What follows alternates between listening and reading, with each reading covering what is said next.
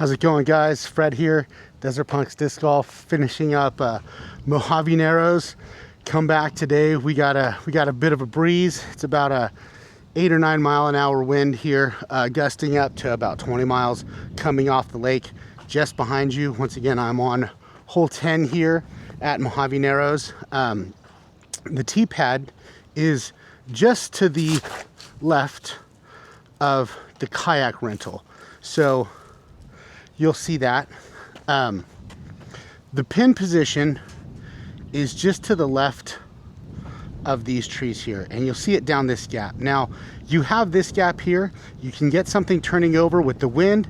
I don't recommend it because it's going to turn your disc over and it's going to send you towards the bathrooms over there. The main gap to hit is this gap right here. It's about, I'd say about 220 feet from the pad here, and you'll see the pad is marked with orange spray paint, so you kind of get a view of it. But like I said, the main gap you want to hit is here, right hand, backhand. You want something to push flat, so if you can get something out on something overstable out on an anhyzer, or just push something slow speed straight that has some gentle fade at the end. I'm going to throw a couple here. I'm going to throw a I believe it's a servo, something like that, slightly overstable fairway driver, just so I can kind of fight some of the wind. I will also throw the MVP, I'm terrible with names, whatever this one is, the reactor as well, overstable mid-range, to kind of combat some of that, hoping to get some late fade on it. Yeah, so once again, I'm going to shoot for this gap right there, get it fading at the end, right hand, backhand. If you have a forehand, you can shoot for this gap here, right down the way. There's a lane there. This is the only tree that you're really having to worry about, and there's one also kind of down here at the end. You want to fade around that if you're going forehand. The right hand, backhand is just pretty much a straight shot. You want to get some fade at the end, so let's see how it goes.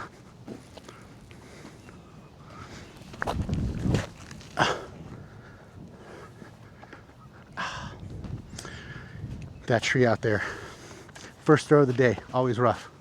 That was the reactor. This is the servo, a little bit faster. I can push this one out a little bit harder, and I'll get a little more straight drive.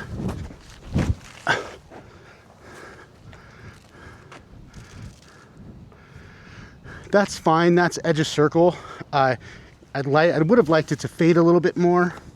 I might try this Tesla.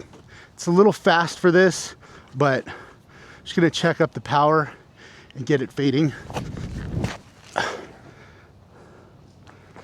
Yeah, this grass just gobbles it up too. You got to get it up high.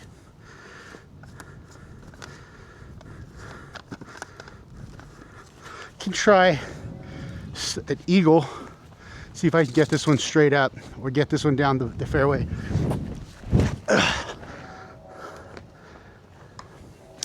Now that wind's a left to right, it's pushing it real hard. And this is a sketchy putt because you have OB long, about maybe 10 or 15 feet. There's a head, so it's gonna want to do some weird things.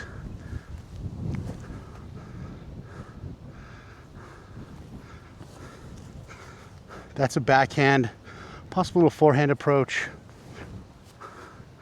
Let's drop it. No, I'm terrible with forehand. Oh wow.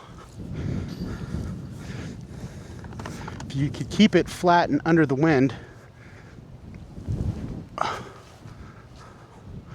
even that's not bad. It's not the end of the world. But this wind gets ripping, and it takes you terrible places.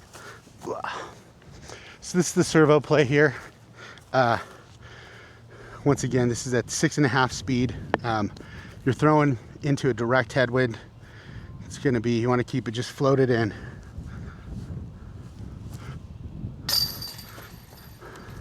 The headwind's rough.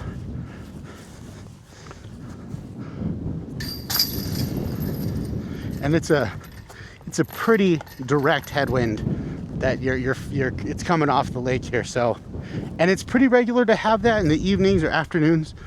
If you're here, mornings are a little bit more moderate. You don't get as much of a breeze or wind. I wouldn't even call this a breeze anymore. Mojave Narrows, hole 10, par 3, 220 feet. The main gap you want to hit is just to the right of this tree. If you're throwing your right hand forehand, you have the left of the tree, that gap there, but you'll see that there are some trees. And during summertime, these trees get super bushy and super full, so it's kind of hard to hit that gap at times. I generally like throwing something a little more overstable if it's breezy. If it's not breezy, I will throw something understable like the Archer right hand backhand and get it flipping up, get it pushed out, and then get it flipping up as you hit right around here, and it'll carry straight. Sometimes it kind of fades a little too, or turns over just a little too hard. But in either event, if it's not windy, the right hand backhand flip up hyzer shot is a really nice one.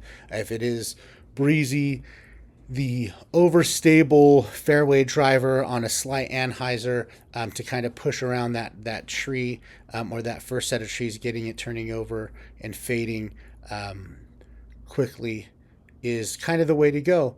And hole 11's tee pad is right there. Thank you guys for tuning in. Don't forget to like and subscribe.